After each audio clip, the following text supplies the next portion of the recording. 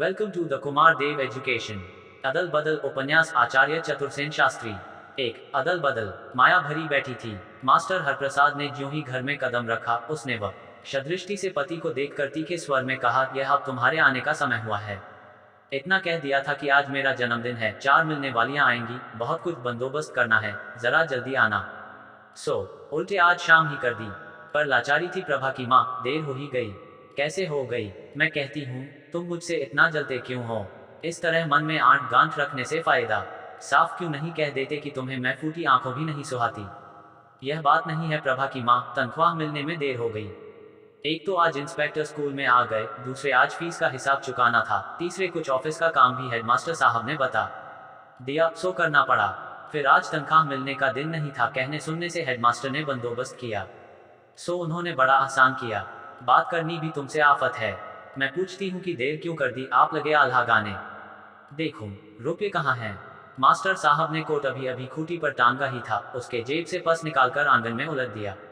10-10 रुपये के 4 नोट जमीन पर फैल गए। उन्हें एक एक गिनकर माया ने नाक भान चढ़ाकर कहा, 40 ही हैं बस। 40 ही पाता हूँ, ज्यादा कहाँ से मिलते? अब इन 40 में क्या करूँ? ओढ़ूं या बिछाऊं? कहती हूँ छोड़ दो इस मास्टरी की नौकरी को, छदाम भी तो कार की आमदनी नहीं है। तू महारे ही मिलने वाले तो हैं, वे बाबू तोताराम रेल में बाबू हो गए हैं। हर वक्त घर भरा पूरा रहता है, घी में घी, चीनी में चीनी, कपड़ा लत्ता और दफ्तर के 10 बुली चपरासी हाजिरी भुगताते हैं, वह जुदा। वे क्या तुमसे ज्यादा पड़े हैं? क्यों नहीं रेल बाबू हो जाते? वे सब तो गोदाम से माल चुरा कर लाते हैं प्रभा की माँ। मुझसे तो चोरी हो नहीं सकती। तनख्वाह जो मिलती है उसी में गुजर बसर करनी होगी। तब मैंने तो कह दिया, पर इस महंगाई के जमाने में कैसे? इससे भी कम में गुजर करते हैं लोग प्रभा की माँ। वे होंगे कमीन नीच। मैं ऐसे छोटे घर की बेटी नहीं हूँ, पर अपनी औकात के मुताबिक ही तो सबको अपनी गुजर बसर करनी चाहिए। इसमें छोटे बड़े घर की क्या बात है? अमीर आदमी ही बड़े आदमी नहीं होते प्रभा की माँ। ना, बड़े आदमी तो तुम हो, जो अपनी जोरू को रोटी कपड़ा भी नहीं जुटा सकते। फिर तुम्हें ऐसी ही किसी कछारिन महरिन से ब्याह करना चाहिए था। तुम्हारे घर का धंधा भी करती, इधर उधर चौका बर्तन करके कुछ कमा भी लाती। B0A0M0A0 होते तो वह भी B0A0M0A0 आ जाती और दोनों ही बाहर मजे करते। क्या जरूरत थी गृहस्थ बसाने की? मास्टर साहब चुप हो गए। वे पत्नी से विवाद करना नहीं चाहते थे। कुछ ठहरकर उन्होंने कहा, जाने दो प्रभा की माँ, आज झगड़ा मत करो। वे थकित भाव से उठे, अपने हाथ से एक गिलास पानी उड़ेला और पी कर चुपचाप कोट पहनने लगे। वे जानते थे कि आज चाय नहीं मिलेगी, उन्हें ट्यूशन पर जाना था। माया ने कहा, जल्दी आना और ट्यूशन के रुपए भी लेते आना। मास्टर जी ने विवाद नहीं बढ़ाया, उन्होंने धीरे से कहा, अच्छा, और घर से बाहर हो गए। बहुत रात बीते जब वे घर लौटे तो घर में खूब चहल पहल हो रही थी। माया की सखी सहेलियां सजी धजी गा बजा रही थीं। अभी उनका खाना पीना नहीं हुआ था। माया ने बहुत सा सामान बाजार से मंगा लिया था। पूरियां तली जा रही थीं और घी की सौंधी महक घर में फैल रही थी। पति के लौट आने पर माया ने ध्यान नहीं दिया, वह अपनी सहेलियों की आवभगत में लगी रही। मास्टर साहब बहुत देर तक अपने कमरे में पलंग पर बैठे माया के आने और भोजन करने की प्रतीक्षा करते रहे और न जाने कब सो गए। प्रातः जागने पर माया ने पति से पूछा, रात को भूखे ही सो रहे तुम, खाना नहीं खाया? कहाँ, तुम काम में लगी थी, मुझे पड़ते ही नींद आई तो फिर आंख ही नहीं खुली। मैं तो पहले ही जानती थी कि बिना इस दासी के लाए तुम खा नहीं सकते। रोज ही चाकरी बजाती हूँ। एक दिन मैं तनिक अपनी मिलने वालियों में फंस गई तो रूठकर भूखे ही सो रहे। सो एक बार नहीं 100 बार सो रहो, यहाँ किसी की धौंस नहीं सहने वाले हैं। नहीं प्रभा की माँ, इसमें धौंस की क्या बात है? मुझे नींद आ ही गई। आ गई तो अच्छा हुआ, अब महीने के खर्च का क्या होगा? ट्यूशन ही के 20 रुपये जेब में पड़े हैं, उन्हीं में काम चलाना होगा। ट्यूशन के 20 रुपये, वे तो रात काम में आ गए, मैंने ले लिए थे, वे भी खर्च कर दिए। बड़ा कसूर किया, अभी फांसी चढ़ा दो। नहीं नहीं प्रभा की माँ, मेरा ख्याल था 40 रुपयों में तुम काम चला लोगी, 20 बच रहेंगे। इससे दब भींच कर महीना कट जाएगा। यह तो रोज का रोना है। तकदीर की बात है, यह घर मेरी ही फूटी तकदीर में लिखा था। पर क्या किया जाए, अपनी लाज तो डकनी ही पड़ती है। लाख भूखे नंगे हों, परायों के सामने तो नहीं रह सकते। वे सब बड़े घर की बहू बेटियां थीं, कोई खटीक चमारिन तो थी ही नहीं। फिर 60-50 रुपये की औकात ही क्या है? मास्टर साहब चिंता से सिर खुजलाने लगे। उन्हें कोई जवाब नहीं सूझा। महीने का खर्च चलेगा कैसे, यही चिंता उन्हें सता रही थी। अभी दूध वाला आएगा, धोबी आएगा। वे इस माह में जूता पहनना चाहते थे, बिल्कुल काम लायक न रह गया था। परंतु अब जूता तो एक और रहा, अन्य आवश्यक खर्च की चिंता सवार हो गई। पति को चुप देखकर माया झटके से उठी। उसने कहा, अब इस बार तो कसूर हो गया भाई, पर अब किसी को ना बुलाऊंगी। इस अभागे घर में तो पेट के झोले को भर लिया जाए तो ही बहुत है। उसने रात का बासी भोजन लाकर पति के सामने रख दिया। मास्टर साहब चुपचाप खाकर स्कूल को चले गए। माया ने कहा, बिना कहे तो रहा नहीं जाता, अब तेरी तंबोली दूध वाला आकर मेरी जान खाएंगे तो तुम्हें तो अपनी इज्जत का ख्याल ही नहीं, पर मुझसे तो इन नीचों के तकाजे नहीं सहे जाते। मास्टर जी ने धीमे स्वर में नीची नजर करके कहा, करूंगा प्रबंध, जाता हूँ। 2 अदल बदल। आजाद महिला संघ की अध्यक्षा श्रीमती मालती देवी 40 साल की विधवा थी। अपने पति महाशय के साथ उन्होंने 3 बार सारे यूरोप में भ्रमण किया था। वह यूरोप की 3-4 भाषाएं अच्छी तरह बोल सकती थीं। उनका स्वास्थ्य और शरीर का गठन बहुत अच्छा था। 40 की दहलीज पर आने पर भी वे काफी आकर्षक थीं। मिलनसार भी वे काफी थीं। पति की बहुत बड़ी संपत्ति की वे स्वतंत्र मालकिन थीं। विदेश में स्त्रियों की स्वाधीनता को देखकर उन्होंने भारत की सारी स्त्रियों को स्वाधीन करने का बीड़ा उठाया था और भारत में आते ही आजाद महिला संघ का सूत्रपात आरंभ कर दिया था। इस आंदोलन से उनकी जान पहचान बहुत बड़े बड़े लोगों से तथा परिवारों में हो गई थी। उनकी बातें और बात करने का ढंग बड़ा मनोहर और आकर्षक था।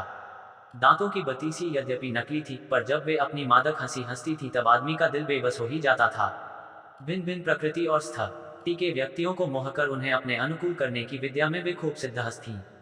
माया देवी की एक सहेली ने उनसे माया देवी का परिचय कराया था। माया देवी मालती देवी पर जी जान से लहालोट थी। वह हर बात में उन्हें आदर्श मान उन्हीं के रंग ढंग पर अपना जीवन ढालती जाती थी। परंतु मालती देवी के समान न तो वह विदुषी थी न स्वतंत्र। उसके पति की आमदनी भी साधारण थी। अतः ज्यों ज्यों माया देवी मालती की राह चलती गई, त्यों त्यों असुविधाएं उसकी राह में बढ़ती गईं। खर्च और रुपये पैसे के मामले में उसका बहुधा पति से झगड़ा होने लगता। उसका अधिक समय आजाद महिला संघ में मालती देवी की मुसाहिबी में गुजरता। घर से प्रायः वह हर रहती। इससे उनकी घर गृहस्थी बिगड़ती चली गई। परंतु जब उसके बढ़े हुए खर्चे में पति की सारी तनख्वाह भी खत्म होने लगी और रोज के खर्चे का झंझट बढ़ने लगा, तब तो मास्टर जी का भी धैर्य छूट गया और अब असंत श और ग्रह कलह ने बुरा रूप धारण कर लिया। परंतु पति के सौजन्य और नरमी का माया देवी गलत लाभ उठाती चली गई। उसकी आवारागर्दी, बेरुखाई, फजूल खर्ची और विवाद की भावनाएं बढ़ती ही चली गईं। उसे कर्ज लेने की भी आदत पड़ गई। एक दिन माया देवी ने मालती देवी से कहा, श्रीमती मालती देवी, मैं आपका परामर्श चाहती हूँ। मैं अपने इस जीवन से ऊब गई हूँ। आप मुझे सलाह दीजिए, मैं क्या करूँ? मालती ने उससे सहानुभूति प्रदर्शित करते हुए कहा, मेरी तुमसे बहुत सहानुभूति है और मैं तुम्हारी हर तरह सहायता करने को तैयार हूँ। तो कहिए, मैं कब तक इन पुरुषों की गुलामी करूँ? मत सहन करो बहन, पश्चिम से तो स्वाधीनता का सूर्योदय हुआ है। तुम स्वाधीन जीवन व्यतीत करो। जीवन बहुत बड़ी चीज है, उसे यूं ही बर्बाद नहीं किया जा सकता। इन पुरुषों की प्रभुता का जुआ हमें अपने कधे पर से उतार फेंकना होगा। हमें स्वतंत्र होना होगा। हम भी मनुष्य हैं, पुरुषों की भांति। कोई कारण नहीं जो हम उनके लिए घर गृहस्थी करें, उनके लिए बच्चे पैदा करें और जीवन भर उनकी गुलामी करती हुई मर जाएं। यही मैं कहती हूँ और यही चाहती भी हूँ, पर समझ नहीं पा रही कि हूँ कैसे अगला कदम उठाऊं। तुम आजाद महिला संघ की सदस्य हो। तुम्हारे विचार बड़े सुंदर हैं। संघ तुम्हें सब तरह से मदद करेगा। वह तुम्हें जीवन देगा, मुक्ति देगा। जिसका हमें जन्मसिद्ध अधिकार है, वह हमें संघ में मिल सकता है। देखिए, वे स्कूल चले जाते हैं तो मैं दिन भर घर में पड़ी पड़ी क्या उनका इंतजार करती रहूं या उनके बच्चे की शरारत से खींचती रहूं। यह तो कभी आशा ही नहीं की जा सकती कि वे मेरे लिए काई साड़ी लाएंगे या कोई गहना बनवाएंगे। आएंगे भी तो गुमसुम उदास मुंह बनाए। आदमी क्या है, 20वीं सदी के कीड़े हैं। मालती देवी, क्या कहूँ, उन्होंने कुछ ऐसी ठंडी तबीयत पाई है कि क्या कहूँ। मुझे तो अपनी मिलने वालियों में उन्हें अपना पति कहने में शर्म लगती है। हिंदुस्तान में हजारों स्त्रियों की दशा तुम्हारी ही जैसी है बहन। इससे उद्धार होने का उपाय स्त्रियों का साहस ही है। मैं तो अब इस जीवन से ऊब गई हूँ। भला यह भी कोई जीवन है? अपने आत्मसम्मान की, अधिकारों की, स्वाधीनता की रक्षा करो। परंतु किस तरह, कैसे मैं इस बंधन से मुक्ति पा सकती हूँ? हिंदू कोड बिल तुम्हारे लिए आशीर्वाद लाया है, नई जिंदगी का संदेश लाया है। यह तुम्हारी ही जैसी देवियों के पैरों में पड़ी परतंत्रता की बेड़ियों को काटने के लिए है। इससे तुम लाभ उठाओ। माया की आंखें चमकने लगीं। उसने कहा, यही तो मैं भी सोचती हूँ श्रीमती जी। आप ही कहिए, 40 रुपये की नौकरी, फिर दूध धोए भी बना रहना चाहते हैं। आप ही कहिए, दुनिया के एक कोने में एक से एक बढ़कर भोग हैं, क्या मनुष्य उन्हें भोगना न चाहेगा? क्यों नहीं, फिर वे भोग बने किसके लिए हैं? मनुष्य ही तो उन्हें भोगने का अधिकार रखता है। यही तो, पर पुरुष ही उन्हें भोग पाते हैं। वे ही शायद मनुष्य हैं, हम स्त्रियां जैसे मनुष्यता से हीन हैं। हमें लड़ना होगा, हमें संघर्ष करना होगा, हमें पुरुषों की बराबर का होकर जीना होगा। इसी उद्देश्य की पूर्ति के लिए हमने यह आज़ाद महिला संघ खोला है। तुम्हें चाहिए कि तुम इसमें सम्मिलित हो जाओ। इसमें हम न केवल स्वतंत्रता का पाठ पढ़ाते हैं, बल्कि स्त्रियों को स्वावलंबी रहने के योग्य भी बनाते हैं। हमारा एक स्कूल भी है जिसमें सिलाई, कसीदा और भांति भांति की दस्तकारी सिखाई जाती है। गान नृत्य के सीखने का भी प्रबंध है। हम जीवन चाहती हैं, सो हमारे संघ में तुम्हें भरपूर जीवन मिलेगा। तो मैं श्रीमती जी आपके संघ की सदस्य होती हूँ। जब ये स्कूल चले जाते हैं मैं दिन भर घर में पड़ी उब जाती हूँ। यह भी नहीं कि वे मेरे लिए कुछ उपहार लेकर आते हो या मेरे पास बैठकर दो बोल हंस बोल लें। ईश्वर जाने कैसी ठंडी तबीयत पाई है। चुपचाप आते हैं, थके हुए, परेशान से, और पूरे सुस्ता नहीं पाते कि ट्यूशन। प्रभा है उनकी लड़की, उसी से रात को हंसते बोलते हैं। कहिए यह कोई जीवन है? नरक नरक सिर्फ मैं हूँ जो यह सब सहती हूँ। मत सहो बहन, अपने आत्मसम्मान और स्वाधीनता की रक्षा करो। यही करूंगी श्रीमती जी, परंतु हमारा सबसे बड़ा मुकाबला तो हमारी पराधीनता का है। माना कि कानून का सहारा पाकर हम वैवाहिक बंधनों से मुक्त हो जाएं, परंतु हम खाएंगी क्या, रहेंगी कहाँ, करेंगी क्या? हम स्त्रियां तो जैसे कटी हुई पतंग हैं, हमारा तो कहीं और ठिकाना है ही नहीं। उसका भी बंदोबस्त हो सकता है। पहली बात तो यह है कि हिंदू कोड बिल जब तुम्हें मुक्तिदान देगा तो तुम्हारे सभी बंधन खोल देगा, तुम्हें सब तरह से आज़ाद कर देगा। पहले तो हिंदू स्त्रियां पति से त्यागी जाकर पति से दूर रहकर भी विवाह नहीं कर सकती थी, परंतु अब तो ऐसा नहीं है। तुम मन चाहे आदमी से शादी कर सकती हो, अपनी नई गृहस्थी बना सकती हो, अपना नया जीवन साथी चुन सकती हो। इसके अतिरिक्त तुम पढ़ी लिखी सोशल महिला हो, तुम्हें थोड़ी भी चेष्टा करने से कहीं न कहीं नौकरी मिल सकती है। तुम बिना पति की गुलाम हुए, बिना विवाह किए स्वतंत्रता पूर्वक अपना जीवन व्यतीत कर सकती हो। तो श्रीमती मालती देवी, क्या आप मेरी सहायता करेंगी? क्या आपके आश्रय में साहस करूं? मैं तो बहुत डरती हूँ, समझ नहीं पाती क्या करूं। आरंभ में ऐसा होता है, पर बिना साहस किए तो पैर की बेड़ी कटती नहीं बहन। तुम जब तक स्वयं अपने पैरों पर खड़ी न होगी तब तक दूसरा कोई तुम्हें क्या सहारा देगा। तो आप वचन देती हैं कि आप मेरी मदद करेंगी? जरूर करूंगी, लेकिन कानूनी झंझट का क्या होगा? मेरे एक परिचित वकील हैं, मैं तुम्हें उनके नाम परिचय पत्र दे दूंगी। उनसे मिलने से तुम्हारी सभी कठिनाइयां हल हो जाएंगी। अच्छी बात है, मैं तुम्हारा अभिनंदन करती हूँ माया देवी। मैं चाहती हूँ तुम भी पुरुषों की दास्तां में फंसी दूसरी हजारों स्त्रियों के लिए एक आदर्श बनो। साहसिक कदम उठाओ और नई दुनिया की स्त्रियों की पथ प्रदर्शिका बनो। मैं तुम्हारे साथ हूँ। धन्यवाद माल जी, आपका साहस पाकर मुझे आशा है अब कोई भय नहीं। मैं अपने मार्ग से सभी बाधाओं को बलपूर्वक दूर करूंगी। तो कल आना, हमारा वार्षिकोत्सव है। बहुत बड़ी बड़ी देवियां आएंगी, उनके भाषण होंगे, भजन होंगे, नृत्य होगा, गायन होगा, नाटक होगा, प्रस्ताव होंगे और फिर प्रीतिभोज होगा। कहो आओगी ना? अवश्य आऊंगी। तुम्हें देखकर चित्त प्रसन्न हुआ। याद रखो, तुम्हारी जैसी ही देवियों के पैरों में पड़ी परतंत्रता की बेड़ियां काटने के लिए हमने यह संस्था खोली है। 3 अदल बदल। मास्टर साहब हम ट्यूशन पर जाने की तैयारी में थे। माया ने कहा, सुनते हो, मुझे एक नई खादी की साड़ी चाहिए और कुछ रुपये। महिला संघ का जलसा है, मैंने उसमें स्वयं सेविकाओं में नाम लिखाया है, किंतु रुपये तो अभी नहीं है, साड़ी भी आना मुश्किल है।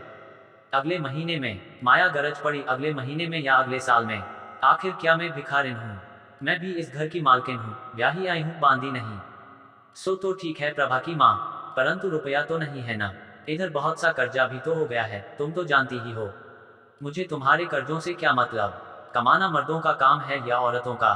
कहो तो मैं कमाई करूं जाकर। नहीं नहीं, यह मेरा मतलब नहीं है, पर अपनी जितनी आमदनी है उतनी। भाड़ में जाए तुम्हारी आमदनी। मुझे साड़ी चाहिए और 10 रुपये। तो बंदोबस्त करता हूँ। मास्टर साहब और नहीं बोले, छाता संभाल कर चुपचाप चल दिए। पूरी तैयारी के साथ सज धज कर जब माया जलसे में गई तो हद दर्जे चमत्कृत और लज्जित होकर लौटी। चमत्कृत हुई वहां के वातावरण से, व्याख्यानों से, कविताओं और नृत्य से, मनोरंजन के प्रकारों से। उसने देखा, समझा, आहा, यही तो सच्चा जीवन है। कैसा आनंद है, कैसा उल्लास है, कैसा विनोद है। परंतु जब उसने अपनी हीनावस्था का वहां आने वाली प्रत्येक महिला से मुकाबला किया तो लज्जित हुई। उसने दरिद्र, निरीह पति से लेकर घर की प्रत्येक वस्तु को अत्यंत नगण्य, अत्यंत क्षुद्र, अत्यंत दयनीय समझा, और वह अपने ही जीवन के प्रति एक असहनीय विद्रोह और असंतोष भावना लिए बहुत रात गए घर लौटी।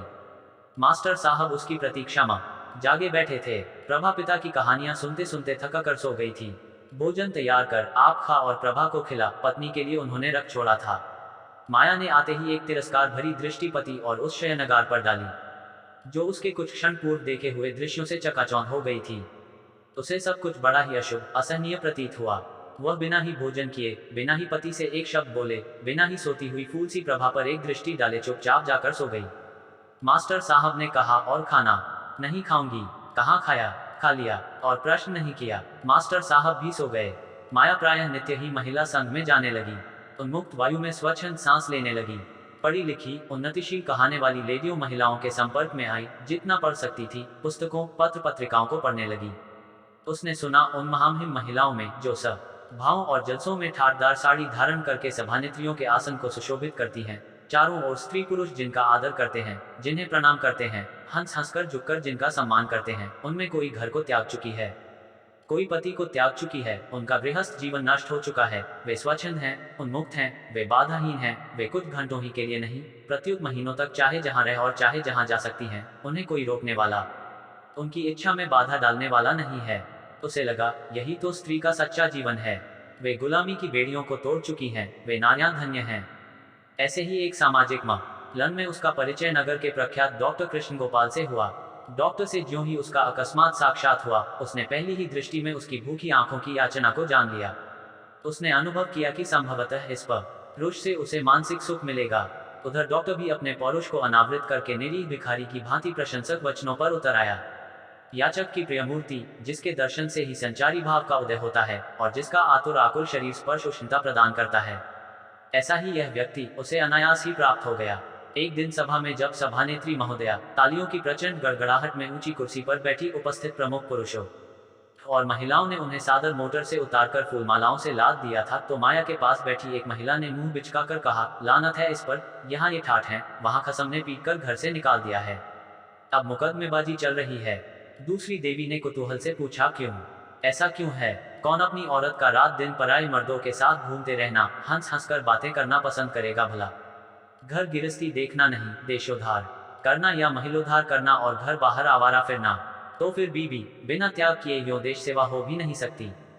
खाक देश सेवा है। जो अपने पति और बाल बच्चों की सेवा नहीं कर सकती, अपनी घर गिरस्ती को नहीं संभाल सकती, वह देश सेवा क्या करेगी?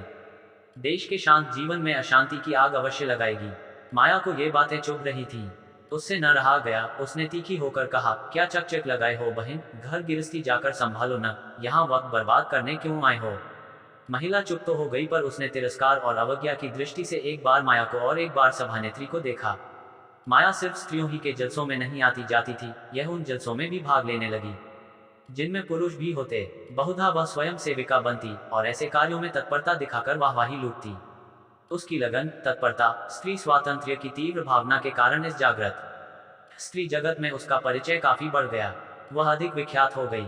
लीडर स्त्रियों ने उसे अपने काम की समझा, उसका आदर बढ़ा। माया इससे और भी प्रभावित होकर इस सार्वजनिक जीवन में आगे बढ़ती गई और अब उसकी वह शुद्ध दरिद्र गिरस्ती, शोपुत्री और समाज में अति साधारण सा अध्यापक उसका पति, सब कुछ यह हो गया। वह बहुत कम घर आती। बहुधा मास्टर साहब को खाना स्वयं बनाना पड़ता, चाय बनाना तो उनका नित्य कर्म हो गया।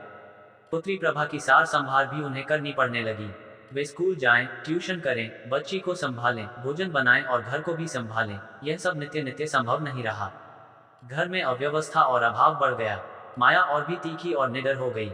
वह पति पर इतना भार डालकर, उनकी यत्किंचित भी सहायता न करके, उनकी सारी संपत्ति को अधिकृत करके भी निरंतर उनसे क्रोध और असंतुष्ट रहने लगी। पति की क्षुद्र आय का सबसे बड़ा भाग उसकी साड़ियों में, चंदों में, तांगे के भाड़े में और मित्र मित्रानियों के चाय पानी में खर्च होने लगा। मास्टर साहब को मित्रों से ऋण लेना पड़ा। ऋण मास मास बढ़ने लगा और फिर भी खर्च की व्यवस्था बनी नहीं। दूध आना बंद हो गया, घी की मात्रा कम हो गई, साग सब्जी में किफायत होने लगी। मास्टर जी के कपड़े फट गए, उन्होंने और एक ट्यूशन कर ली। वे रात दिन पिसने लगे। जो बच्ची चुपचाप अकेली घर में बैठी पिता और माता के आगमन की प्रतीक्षा करने की अभ्यस्त हो गई। बहुधा वह बहुत रात तक सन्नाटे के आलम में अकेली घर में डरी हुई, सहमी हुई बैठी रहती। कभी रोती रोती सो जाती, बहुधा मुखी प्यासी। 4 अदल बदल 8:30 बज चुके थे। मास्टर हरप्रसाद अपनी 10 वर्ष की पुत्री प्रभा के साथ बातचीत करके उसका मन बहला रहे थे। ऊपर से वे प्रसन्न अवश्य दिख रहे थे, परंतु भीतर से उनका मन खिन्न और उदास हो रहा था। इधर दिन भर जो उनकी पत्नी मायादेवी घर से गायब रहने लगी थी, यह उन्हें बिल्कुल अच्छा नहीं लग रहा था। उनके समुद्र के समान शांत और गंभीर हृदय में भी तूफान के लक्षण प्रकट हो रहे थे। फिर भी पिता पुत्री प्रेम से बातचीत कर रहे थे। प्रभा ने कहा, पिताजी आज आप मुझे कमरे में टंगी तस्वीरों में इन महापुरुषों को महिमा समझाए। मास्टर ने प्रेम की दृष्टि से पुत्री की ओर देखा और फिर दीवार पर लगी बुद्ध की बड़ी सी तस्वीर की ओर उंगली उठाकर कहा, यह है भगवान बुद्ध, जिन्होंने राजसुख त्याग कठोर संयम व्रत लिया और विश्व को अहिंसा का संदेश दिया। उन्होंने मूक प्राणियों की ऐसी भलाई की कि आधी दुनिया इनके चरणों में झुक गई। फिर उन्होंने शंकराचार्य की मूर्ति की ओर संकेत करके कहा, ये शंकर हैं, जिन्होंने ब्रह्म पद पाया, संसार को मायाजाल से छुड़ाया। थोड़ी ही अवस्था में इन्होंने उत्तर से दक्षिण तक नए हिंदू धर्म की स्थापना की। मास्टर बड़ी देर तक उस मूर्ति की ओर एकटक देखते रहे। फिर उन्होंने प्रताप शिवाजी की ओर संकेत करके कहा, ये वीर शिरोमणि प्रताप हैं, जिन्होंने 25 वर्ष वन में डैक पाए पर शत्रु को सिर नहीं झुकाया। ये शिवाजी हैं जिन्होंने हिंदुओं की मर्यादा रखी। इन्होंने ऐसी तलवार चलाई कि दक्षिण में इनकी दुहाई फिर गई।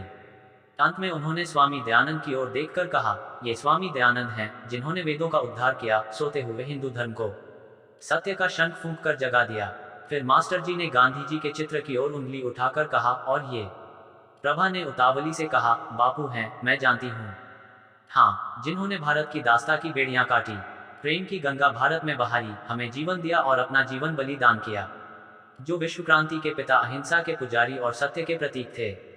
बड़ी देर तक मास्टर जी दीवार पर लगी हुई उन महापुरुषों की तस्वीरों की प्रशंसा करते रहे। फिर उन्होंने कहा, पुत्री, जो कोई इन महापुरुषों के पद चिन्हों पर चलेगा, उसका जीवन धन्य हो जाएगा। प्रभा ने कहा, पिताजी, मैं बड़ी होकर इन महापुरुषों की शिक्षाओं पर चलूंगी। मास्टर जी ने पुत्री की पीठ पर प्यार से हाथ फेरते हुए कहा, पुत्री, ये सब हमारे देश के पूज्य पुरुष हैं, उनकी नित्य पूजा सेवा करना बालकों का धर्म है। पिता पुत्री इस प्रकार वार्तालाप में मग्न थे कि माया देवी ने झपटते हुए घर में प्रवेश किया। सीधी अपने कमरे में चली गई। प्रभा ने प्रसन्न मुद्रा से कहा, पिताजी, माताजी आ गई। मास्टर जी ने सहज स्वर में कहा, इतनी देर कर दी, बेचारी प्रभा भूखो बैठी है, कहती है माताजी के साथ ही खाऊंगी। बालिका ने कहा, माताजी, अभी पिताजी ने भी तो भोजन नहीं किया है, आओ हमको भोजन दो। माया देवी इस समय श्रृंगार टेबल के सामने बैठकर जल्दी जल्दी होंठों पर लिपस्टिक फेर रही थी। उसने वहीं से कहा, मुझे फुर्सत नहीं है। माता का यह रूखा जवाब सुनकर भूखी पुत्री पिता की ओर देखने लगी। मास्टर जी ने कहा, खाना खा लो प्रभा की माँ, मैं तो खा आई हूँ। उसने 2-3 साड़ियाँ उलट पुलट करते हुए पति की ओर देखकर पूछा, जरा देखो तो कौन सी ठीक जंचेगी। परंतु मास्टर ने थोड़ा क्रुद्ध होकर कहा, ये साड़ियाँ इस वक्त क्यों देखी जा रही हैं, मुझे जाना है। माया ने जल्दी जल्दी हाथ चलाते हुए कहा। मास्टर ने कहा, यह घर से बाहर जाने का समय नहीं है, बाहर से आकर आराम करने का समय है। भाई, तुमने तो नाक में दम कर दिया, मुझे जाना है। आज आजाद महिला संघ में डांस है, जानते तो हो मेरे न होने से वहां कैसा बावेला मच जाएगा। तो दिन दिन भर घर से बाहर रहना काफी न था, अब रात रात भर भी घर से बाहर रहना होगा। पिंजरे में बंद पंछी की तरह रहना मुझे पसंद नहीं है। उद्धरण, परंतु नारी धर्म का निर्वाह घर ही में होता है। घर के बाहर पुरुष का संसार है। घर के बाहर स्त्री पुरुष की छाया की भांति अनुगामिनी होकर चल सकती है, और घर के भीतर पुरुष पुरुषत्व धर्म को त्याग कर रह सकता है। यह हमारी युग युग की पुरानी गृहस्थ मर्यादा है। मास्टर जी ने आवेश में आकर कहा। किंतु माया दूसरे ही मूड में थी। उसने नाक भान सिकोड़कर कहा, इस सड़ी गली मर्यादा के दिन लग गए। अब स्वतंत्रता के सूर्य ने सबको समान अधिकार दिए हैं। अब आप नारी को बांध कर नहीं रख सकते। बांध कर रखने की बात नहीं। नारी का कार्य क्षेत्र घर है, पुरुष का घर से बाहर। पुरुष अपने पुरुषार्थ से सुख संपत्ति ढो ढो कर लाता है, नारी उसे सजाकर उपभोग के योग्य बनाती है। पुरुष का काम प्रकट है, स्त्री का मुक्त है। पुरुष संचय करता है, स्त्री प्रेम दिखाकर उसे पुरस्कृत करती है। पुरुष संसार के झंझटों का बोझ ढो ढोकर थका मांदा जब घर आता है तो स्त्री प्रेम की वर्षा करके उसकी थकान दूर करती है। पुरुष का धर्म कठोर है, स्त्री का धर्म कोमल और दयनीय है। इसीलिए नारी का स्थान प्यार है और वहीं रहकर वह पुरुषों पर अमृत की वर्षा कर सकती है। और यदि स्त्री भी घर के बाहर अपना कर्म क्षेत्र बनाए तो यह उसका सबसे बड़ा दुर्भाग्य होगा। संसार के झंझटों का झंझावात उसके रूप रस को सुखाकर उसे नीरस बना डालेगा। घर से बाहर का कठिन संसार पुरुष के मस्तिष्क और बलवान भुजाओं से ही जीता जा सकता है, स्त्री के कोमल बाहुपाश और भावुक हृदय से नहीं। युग युग से नारी को पुरुष ने घर के बंधन में डालकर कमजोर बना दिया है। अब वे भी पुरुष के समान बल संचित कर घर के बाहर के संसार में विचरण करेंगी। माया देवी ने उपेक्षा से पति की ओर देखते हुए कहा। किंतु मास्टर जी ने सहज शांत भाव से कहा, तब उनमें से पुरुष को उत्साहित करने का जादू उड़छू हो जाएगा। उनके जिस स्निग्ध स्नेह रस का पान कर पुरुष मस्त हो जाता है, वह रूप खत्म हो जाएगा। उनके पवित्र आंचल की वायु से पुरुषों की कायरता को नष्ट कर डालने के सामर्थ्य का लोप हो जाएगा। पुरुषों का घर सूना हो जाएगा, नारी का ध्रुव भंग हो जाएगा। यूं क्यों नहीं कहते कि नारी के स्वतंत्र होने से प्रलय हो जाएगी। माया देवी ने तिनक कर कहा, अवश्य हो जाएगी। जैसे पृथ्वी अपने ध्रुव पर स्थिर होकर घूमती है, उसी प्रकार घर के केंद्र में स्त्री को स्थापित करके ही संसार चक्र घूमता है। स्त्री घर की लक्ष्मी है, समाज उन्हीं पर अवलंबित है। स्त्री केंद्र से विचलित हुई तो समाज भी छिन्न भिन्न हो जाएगा। ऐसा नहीं हो सकता। जैसे पुरुष स्वतंत्र भाव से घूम फिर कर घर लौट आता है, वैसे स्त्री भी लौट आ सकती है? नहीं आ सकती। पुरुष देखना और जानना चाहता है, अपनाना नहीं, क्योंकि उसमें केवल ज्ञान है। परंतु स्त्री वस्तु संसर्ग में आकर उससे लिप्त हो जाती है, क्योंकि उसमें निष्ठा है। क्यों? क्योंकि नारी की प्रतिष्ठा प्राणों में है, पुरुष की विचारों में। नारी समाज का हृदय है, पुरुष समाज का मस्तिष्क। इसलिए नारी सक्रिय है और पुरुष निष्क्रिय है। नारी केंद्रमुखी शक्ति है और पुरुष केंद्र विमुख है। इसी से नारी को केंद्र बनाकर पुरुष संघ बना है, जो नारी के चारों ओर चक्कर काटता रहता है। पर जीवन की सामग्री पर नारी का अधिकार है, पुरुष का नहीं। हाँ, किंतु नारी की इसी शक्ति ने नारी को पुरुषों से बांध रखा है। परंतु अब नारी बंधन मुक्त होकर रहेगी, तो वह स्वयं नष्ट होकर संसार को और समाज के संगठन को भी नष्ट कर देगी। ये सब पुरुषों के स्वार्थ की बातें हैं। यह वह सत्य है जिसमें नर और नारी के दो रूप होने के भेद छिपे हैं। नर नर है, नारी नारी है, परंतु नर नारी दोनों समान हैं। समान नहीं हैं, दोनों मिलकर एक इकाई हैं। न पुरुष अकेला एक है, न स्त्री अकेली एक है। दोनों आधे हैं, दोनों मिलकर एक हैं। ऐसा नहीं है, ऐसा ही है। स्त्री पुरुष की भूखी है, पुरुष स्त्री का भूखा है। दोनों में दोनों की कमी है। दोनों एक दूसरे को आत्मदान देकर जब एक होते हैं, तब वे पूर्ण इकाई बनते हैं। स्त्रियों को भी अधिकार है। जब स्त्री पुरुष दोनों मिलकर एक इकाई हुए, तो पृथक अधिकार कहाँ रहे? वे रहेंगे, हम उन्हें प्राप्त करेंगी, अथवा जो प्राप्त हैं उन्हें भी खोएंगी। बातचीत हो रही थी और माया देवी का श्रृंगार भी हो रहा था। अब कंघी चोटी से लैस होकर उन्होंने कहा, अच्छा, मैं जाती हूँ। यह ठीक नहीं है प्रभा की माँ, वापस आने पर मैं तुम्हारे उपदेश सुनूंगी, परंतु अब तो समय बिल्कुल नहीं है। माया देवी तेजी से चल दी। उन्होंने उठकर पुत्री और पति की ओर देखा भी नहीं। 5 अदल बदल।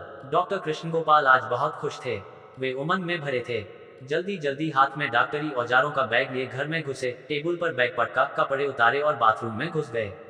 बाथरूम से सीटी की ताने आने लगी और सुगंधित साबुन की महक घर भर में फैल गई। बाथरूम ही से उन्होंने विमला देवी पर हुक्म चलाया कि झटपट चाइना सिल्क का सूट निकाल दें। विमला देवी ने सूट निकाल दिया, कोट की पॉकेट में रुमाल रख दिया और पतलून में गैलिस चढ़ा दी। परंतु डॉक्टर कृष्ण गोपाल जब जल्दी जल्दी सूट पहन मांग पट्टी से लैस होकर बाहर जाने को तैयार हो गए, तो विमला देवी ने उनके पास आकर धीरे से कहा, और खाना? खाना नहीं खाऊंगा। क्यों? पार्टी है, वहां खाना होगा। लेकिन रोज रोज की ये पार्टियां कैसी हैं? तुम्हें इस पंचायत से वास्ता? आप नाहक तीखे होते हैं। आखिर यह घर है कि सराय? सुबह से निकले और अब 9 बजे हैं। दिन भर गायब। अब आए सो चल दिए। शायद 1-2 बजे आएंगे। शराब में बदहवास। अब मैं कहाँ तक रोज रोज यह भुगतूं? यह कौन सा जिंदगी का तरीका है?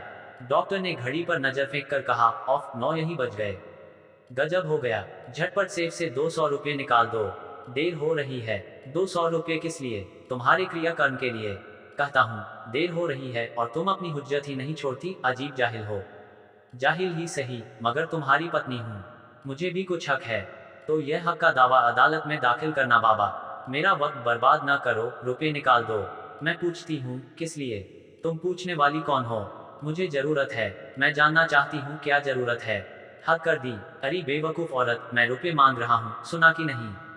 और मैं यह जानना चाहती हूँ कि रोज रोज रात रात भर घर से बाहर रहने, शराबखोरी करने और इतना रुपया फूंकने का मतलब क्या है? तबीयत कोफ्त कर दी। मैं कहता हूँ, रुपया निकाल दो। मैं कहती हूँ, रुपया नहीं मिलेगा। क्यों नहीं मिलेगा? क्या रुपया तुम्हारे बाप का है? बाप के रुपये पर हिंदू स्त्री का अधिकार नहीं होता। रुपया मेरे पति का है, उस पर मेरा पूरा अधिकार है। अरे डायन, यह अधिकार तू मेरे मरने के बाद दिखाना। अभी तो मैं जिंदा हूँ और अपने रुपये का तथा हर एक चीज का मालिक मैं ही हूँ। मुझे तुमसे बहस नहीं करनी है, लेकिन मैं तुम्हें आज नहीं जाने दूंगी। तू नहीं जाने देगी और रुपया भी नहीं देगी। नहीं दूंगी। तेरी इतनी हिम्मत? मैं तुझे काट कर रख दूंगा। ऐसा कर सकते हो? डॉक्टर तेजी से आगे बढ़कर एकदम विमला देवी के निकट आ गए और दांत किटकिटाकर कहा, सेफ की चाबी दे। नहीं दूंगी। अरे चुड़ैल, बता चाबी कहाँ है? नहीं बताऊंगी, नहीं दूंगी। क्या तू आज ही मरना चाहती है? जब मरने का वक्त आएगा, खुशी से मरूंगी। तो मर फिर। डॉक्टर ने जोर से उसका गला दबाकर उसे ऊपर उठा लिया और फिर जमीन पर पटक दिया। इसके बाद वे सेफ की चाबी घर भर में ढूंढने को अलमारी और मेजों की ड्रावरों से सामान निकाल निकाल कर इधर उधर छितराने लगे। विमला देवी का दीवार से टकराकर सिर फट गया और वे खून में नहा गईं। 5 वर्ष की सोती हुई बच्ची जागकर चीख मार मार कर रोने लगी। डॉक्टर को आखिर चाबी मिल गई। वे सेफ की ओर लपके, पर विमला देवी ने दौड़कर दोनों हाथों से सेफ पकड़ लिया। वह सेफ से सीना भिड़ाकर खड़ी हो गईं। डॉक्टर ने तड़ातड़ सेफ की बड़ी चाबी की निर्दय मार विमला देवी की उंगलियों पर मारनी शुरू की। विमला देवी के हाथ लहूलुहान हो गए। वे बेहोश होने लगी। उन्हें एक ओर धकेल कर डॉक्टर कृष्णगोपाल ने सेफ का ताला खोल डाला और नोटों का बंडल जेब में डाल तेजी से घर के बाहर हो गए। बेहोश और खून में लथपथ पत्नी की ओर उन्होंने नजर नहीं डाली, भय और आतंक से माता की छाती पर सिसकती हुई पुत्री पर भी नहीं। 6 अदल बदल। डॉक्टर जब क्लब में पहुंचे तो 10 बज रहे थे। माया देवी सुर्ख जारजेट की साड़ी में मूर्तिमान मदिरा बनी हुई थी। उन्होंने सफेद जाली की चुस्त स्लीवलेस वास्केट पहन रखी थी।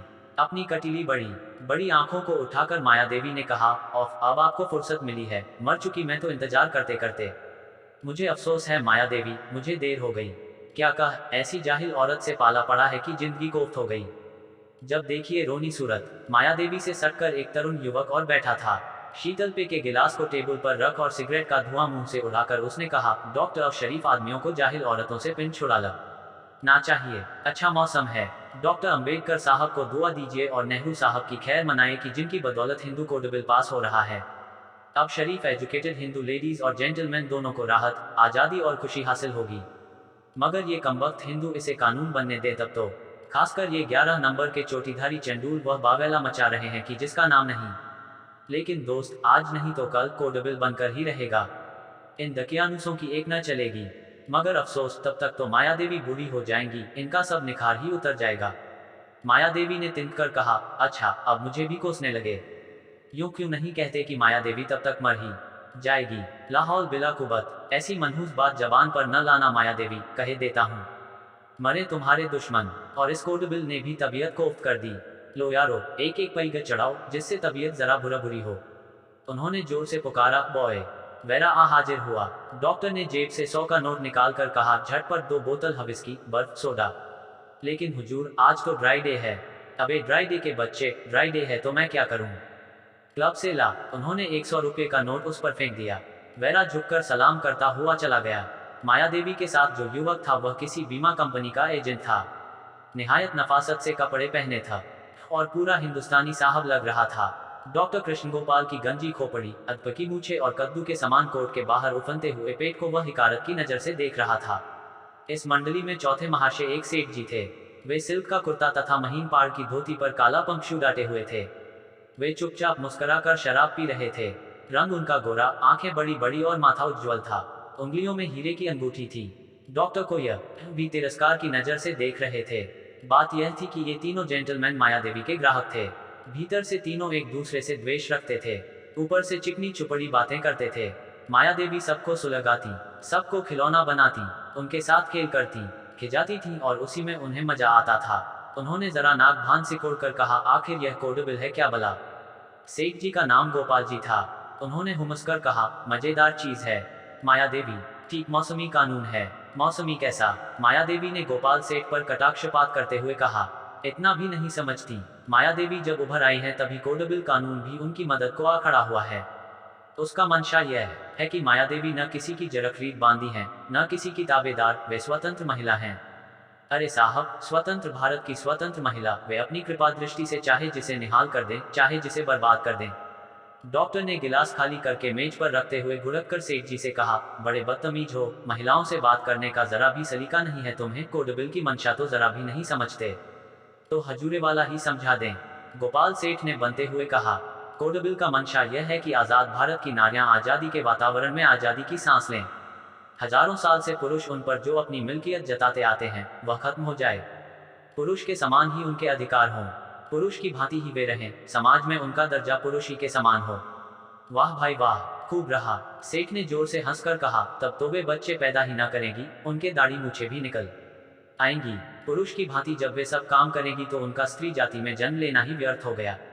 तब कहो हम तुम किसके सहारे जिएंगे? यह बरसाती हवा और पैग का गुलाबी सुरूर सब हवा हो जाएगा। वही गधेपन की हो। कोड बिल की यह मंशा नहीं है कि स्त्रियां मर्द हो जाएं, उनको दाढ़ी मूछें निकल आएं या वे बच्चे ना पैदा करें। यह तो कुदरत का प्रश्न है, इसमें कौन दखल दे सकता है। कोड बिल का मंशा सिर्फ यह है कि समाज में जो पुरुष उनके मालिक बनते हैं, उन्हें जबरदस्ती अपने साथ बांध रखते हैं, उनके ये मालिकाना अख्तियार खत्म हो जाएं। स्त्रियां समाज में पुरुषों के समान ही अधिकार संपन्न हो जाएं। लेकिन यह हो कैसे सकता है? तरुण युवक ने, जिसका नाम हरवंशलाल था, धुएं का बादल बनाते हुए कहा। क्यों नहीं हो सकता? डॉक्टर ने जरा तेज होकर कहा। युवक हरवंशलाल ने कहा, जनाब, गुस्सा करने की जरूरत नहीं। बातचीत कीजिए, समझिए, समझाइए। पहली बात तो यह कि स्त्रियों का समाज में समान अधिकार हो ही नहीं सकता। उनकी शारीरिक बनावट, मानसिक धरातल और सामाजिक स्थिति ऐसी नहीं है कि वे स्वतंत्र रह सकें। उन्हें पुरुषों के संग क्षण में रहना ही होगा। उसमें बुराई भी क्या है? समाज में घर के बाहर बहुत भेदिए रहते हैं, उनसे उनकी हत्या होगी। स्त्रियों की हमारे घरों में एक मर्यादा है, उन्हें हम अपने से कमजोर, नीच या दलित नहीं समझते। हम उन्हें अपनी अपेक्षा अधिक पवित्र, पूज्य और सम्माननीय समझते हैं। युग युग से पुरुषों ने स्त्रियों की मान मर्यादा के लिए अपने खून की नदियां बहाई हैं, वह इसलिए कि समाज में पुरुष स्त्री का संरक्षक है। अब यदि वह समाज में बराबर का दर्जा पा जाएगी तो पुरुषों की सारी सहानुभूति और संरक्षण खो बैठेगी तथा उनकी दशा अत्यंत दयनीय हो जाएगी, खाक दयनीय हो जाएगी। माया देवी ने उत्तेजित होकर कहा, आप यहाँ चाहते हैं कि हम सब स्त्रियां आप पुरुषों की पैर की जूती बनी रहें। आप जो चाहें हमारे साथ जुल्म करें और हमारी छाती पर मूंग दिले और हम कुछ न कहें, चुपचाप बर्दाश्त करें। हजरत, अब यह नहीं हो सकता। हम लोगों ने गुलामी के इस कफन का फाड़ फेंकने तथा आज़ादी की हवा में सांस लेने का पक्का इरादा कर लिया है। दुनिया की कोई ताकत अब हमें इस इरादे से रोक नहीं सकती। श्रीमती माया देवी, युवक ने हंसकर मादक दृष्टि से माया देवी की ओर देखते हुए कहा, हम मर्दों का इरादा स्त्रियों के किसी इरादे में दखल देने का नहीं है। पर सच कहने की आप यदि इजाजत दें तो मैं एक ही बात कहूंगा कि आधुनिक काल का प्रत्येक शिक्षित पुरुष जब स्त्रियों के विषय में सोचता है तो वह उनकी उन्नति, आजादी तथा भलाई की ही बात सोचता है। परंतु आधुनिक काल की प्रत्येक शिक्षित नारी तो पुरुषों के विषय में केवल एक ही बात सोचती है कि कैसे उन पुरुषों को कुचल दिया जाए, उन्हें पराजित कर दिया जाए। वास्तव में यही खतरनाक बात है। खतरनाक क्यों है? माया देवी ने कहा, इसलिए ऐसा करने से पुरुषों के हृदय में से स्त्रियों के प्रति प्रेम के जो अटूट संबंध हैं, वे टूट जाएंगे और उनमें एक परायपन की भावना उत्पन्न हो जाएगी तथा स्त्रियां पुरुषों के संरक्षण से बाहर निकलकर कठिनाइयों में पड़ जाएंगी। तब आप चाहते क्या हैं? यही कि हम लोग सदैव आपकी गुलाम बनी रहें। आपको गुलाम बनाता कौन है माया देवी? हम पुरुष लोग तो खुद ही आप लोगों के गुलाम हैं। हमारी नकेल तो आप ही के हाथों में है। धन दौलत जो कमा कर लाते हैं, घर में हम स्त्रियों को सौंप देते हैं। उन्हें हमने घर बार की मालकिन बना दिया है। संभव नहीं है कि हम उनकी रजामंदी के विरुद्ध कोई काम भी कर सकें।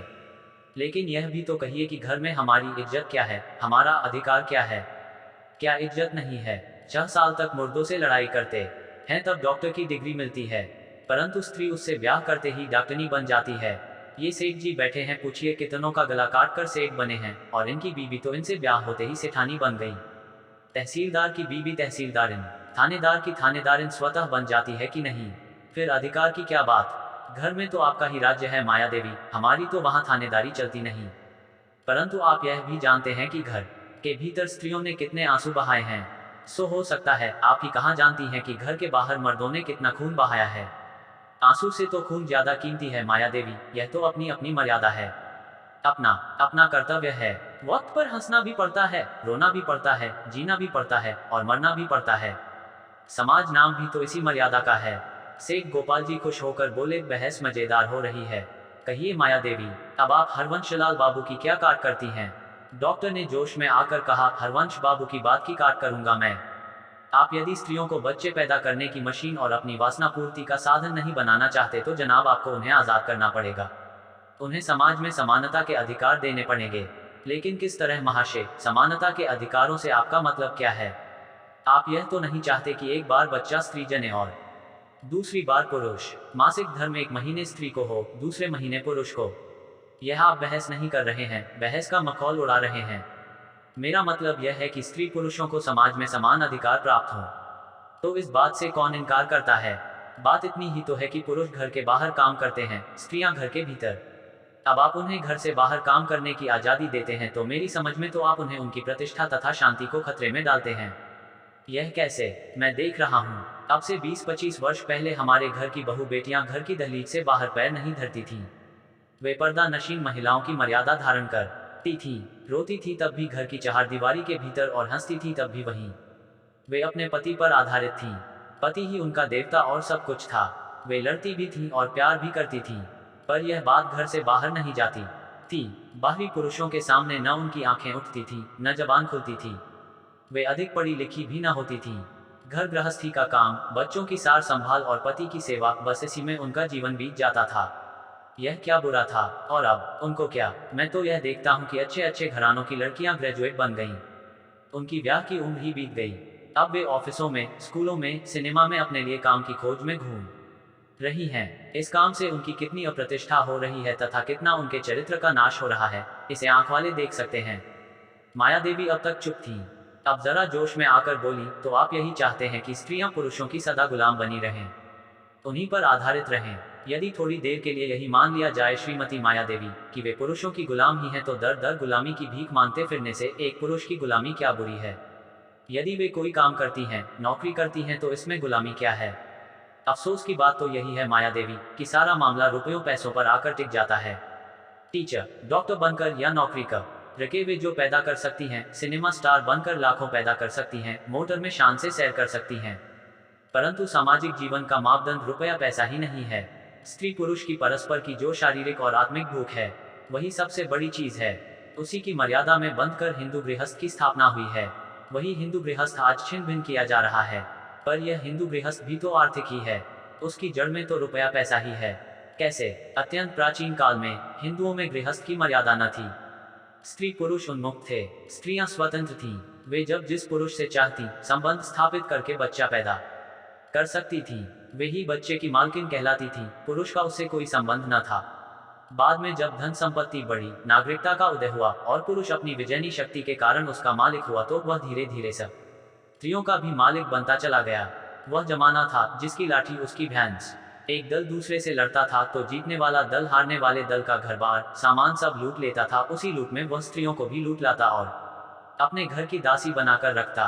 तरुणी और सुंदरी, ये विजेता दासियां आगे चलकर आधीन पत्नियां बनती गई।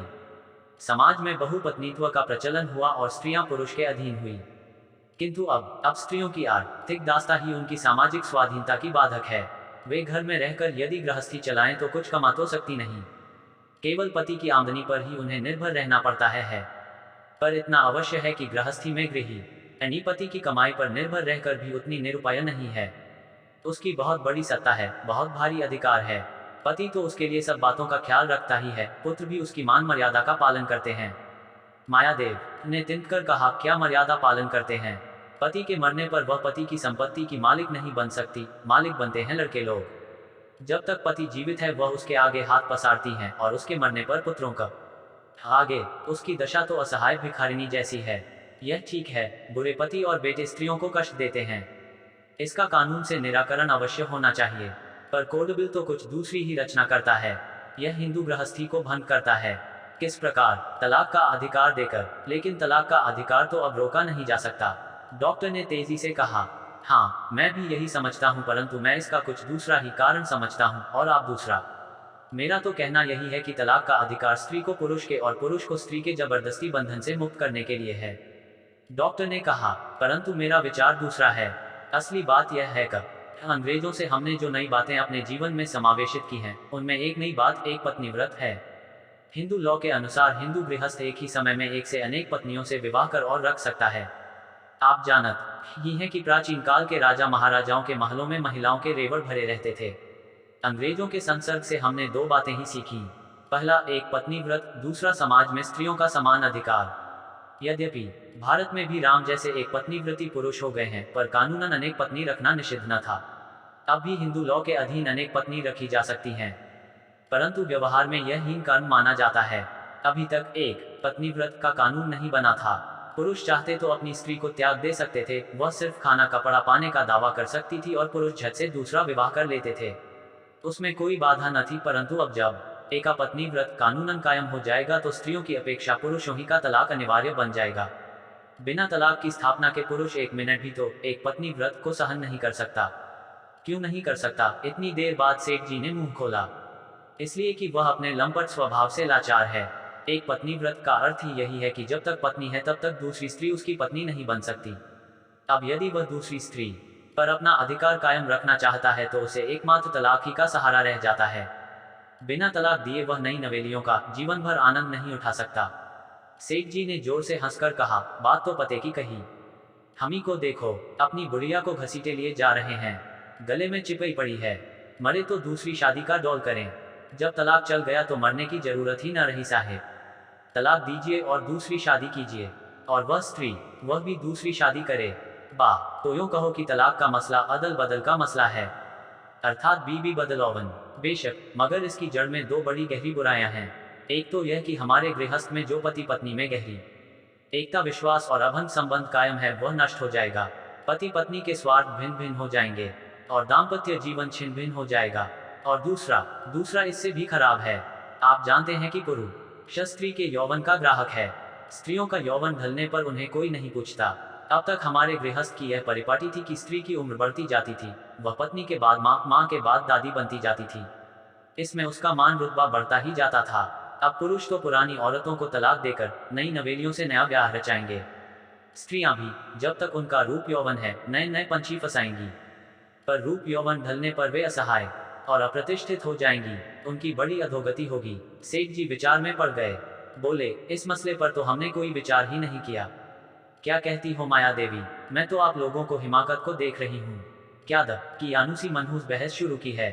शाम का मजा किरकिरा कर दिया। जाए, आप अपनी औरतों को बांध कर रखिए। मैं तो अन्याय को दाद न दूंगी। मैं स्त्री की आजादी के लिए पुरुषों से लड़गी डटकर। और श्रीमती माया देवी, यह बंदा इस नेक काम में जी जान से आपकी मदद करेगा। डॉक्टर ने लबालब शराब से भरा गिलास माया देवी की ओर बढ़ाते हुए कहा, लीजिए, हलक तर कीजिए इसी बात पर। शुक्रिया, पर मैं ज्यादा शौक नहीं करती। हाँ कहिए, श्रीमती विमला देवी कैसी हैं? आजकल उनसे कैसी पट रही है?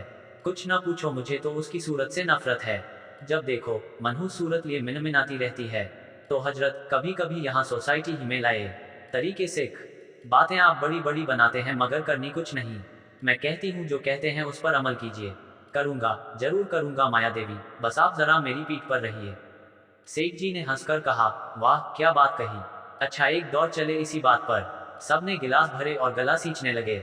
साथ अदल बदल माया देवी आकर अपने कमरे में सो गईं। दिन निकलने पर भी सोती ही रहीं। तमाम दिन वे सोती ही रहीं। मास्टर साहब यद्यपि पत्नी के स्वेच्छाचार से खुश न थे, फिर भी उन्होंने उसे एक दो बार उठने के लिए कहा, पर माया देवी ने हर बार जवाब दिया कि तबीयत अच्छी नहीं है। विवश मास्टर बेचारे स्वयं खापकाकर पुत्री को लेकर स्कूल चले गए। स्कूल से लौटकर जब शाम को उन्होंने देखा कि माया देवी अब भी सो रही हैं और जो भोजन वे बनाकर उनके लिए रख गए थे वह भी उन्होंने खाया पिया नहीं है, तब वे उनके कमरे में जाकर बोले, क्या बात है प्रभा की माँ, तमाम दिन बीत गया, कब तक सोती रहोगी? माया ने क्रोध से कहा, तुम बड़े निर्दयी आदमी हो। आदमी की तबीयत का भी ख्याल नहीं रखते। मैं मर रही हूँ और तुम्हें परवाह नहीं। तुम्हें हुआ क्या है? मेरी तबीयत बहुत खराब है। मास्टर ने उसका अंग छूकर कहा, बुखार तो मालूम नहीं होता। तुम क्या डॉक्टर हो और तुम्हें मालूम क्यों कर होगा? मैं जब तक मर न जाऊं तुम्हें मेरी बीमारी का विश्वास क्यों आने लगा? तो तुम चाहती क्या हो? डॉक्टर बुला लाऊं? डॉक्टर क्या चाहने से बुलाया जाता है? फिर तुम डॉक्टर को बुलाओगे क्यों? रुपया जो खर्च हो जाएगा। मास्टर ने क्षण भर सोचा, फिर धीरे से कहा, जाता हूँ, डॉक्टर बुला लाता हूँ। माया ने कहा, कौन सा डॉक्टर लाओगे? किसे लाऊं? उस मोहल्ले के डॉक्टर का क्या नाम है, परसों पड़ोस में आया था। एक दिन की दवा में आराम हो गया, उसी को बुलाओ। मास्टर जाकर कृष्ण गोपाल को बुला लाए। डॉक्टर ने माया देवी की भली भांति जांच को दिल देखा, नब्ज देखी, जबान देखी, पीठ उंगली से ठोकी, आंखें देखी और कुछ गहरे सोच में गुमसुम बैठ गए। मास्टर ने शंकित दृष्टि से डॉक्टर को देखकर कहा, डॉक्टर साहब क्या हालत है? डॉक्टर ने मास्टर को एक तरफ ले जाकर कहा, अभी कुछ नहीं कह सकता। बुखार तो नहीं है, मगर हथेली और तलुओं में जितनी गर्मी होनी चाहिए उतनी नहीं है। आंखों का रंग हर पल में बदलता है, ओठ सूख गए हैं, नाड़ी की चाल बहुत खराब तो नहीं है, परंतु अनियमित है। उधर दिल की धड़कन। डॉक्टर एकाएक चुप हो गए, जैसे वे किसी गंभीर समस्या को हल कर रहे हों। मास्टर साहब ने घबरा कर कहा, कहिए कहिए, दिल की धड़कन। डॉक्टर ने हाथ की घड़ी पर एक नजर डाली, फिर कहा, मैं जरा द्विविधा में पड़ गया हूँ। फिर कुछ सोचकर कहा, सुई लगानी ही पड़ेगी। मास्टर ने डरते डरते कहा, सुई, और उन्होंने माया की ओर घबराई दृष्टि से देखा। माया ने डॉक्टर की ओर एक बार देखकर आंखें नीची कर लीं।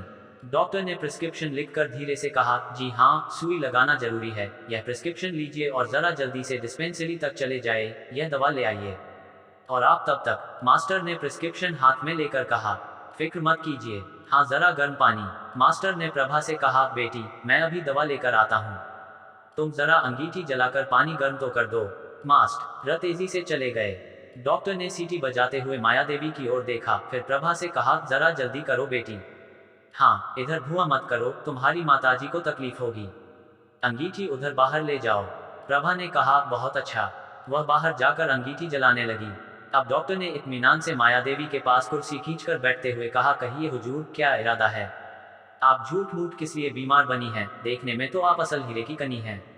माया देवी ने मुस्कुराकर कहा, बड़े चंट हैं आप डॉक्टर, दोनों को भेज दिया, लेकिन मैं सचमुच बीमार हूँ। बीमारी क्या है? आप इतने बड़े डॉक्टर हैं, पता लगाए। नहीं लगा सकता माया देवी, अब आप ही मदद कीजिए। आपकी डॉक्टरी को जंग लग गई क्या? जंग ही लग गई समझिए, आप हैं ही ऐसी कि देखते ही आदमी की अक्ल पर पत्थर पड़ जाते हैं। अच्छा ही है, मगर मैं परेशान हूँ। किससे? बीमारी से। और किससे? लेकिन हुजूर, बीमारी क्या है? उद्धरण, रात भर नींद नहीं आती।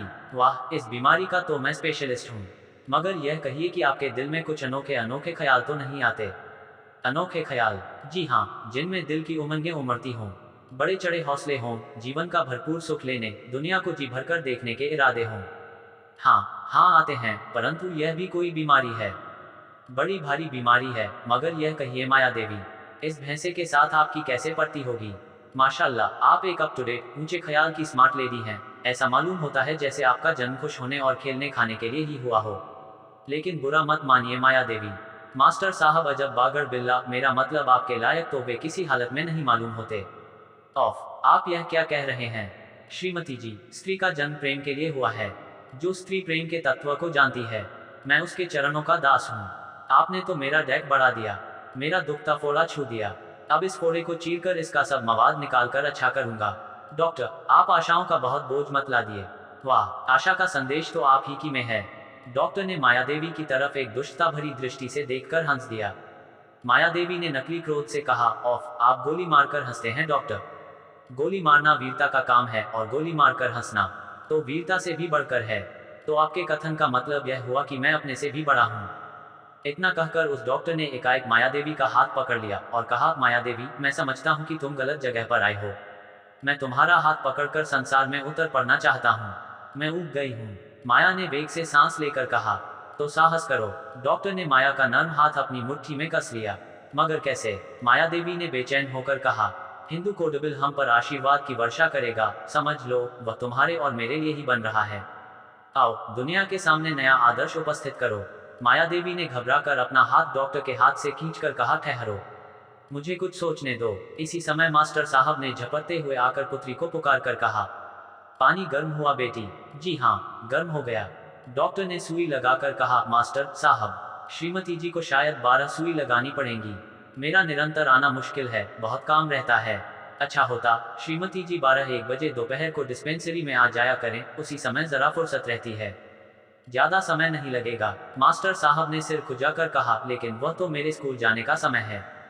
तो क्या हर्ज है? श्रीमती जी बच्चे के साथ या किसी नौकर को लेकर आ सकती हैं, ज्यादा दूर भी तो नहीं है। मास्टर साहब ने कहा, तब ठीक है, ऐसा ही होगा। आपका मैं बहुत कृतज्ञ हूँ। उन्होंने फीस देकर डॉक्टर को विदा किया। Thank for watching. Like share subscribe.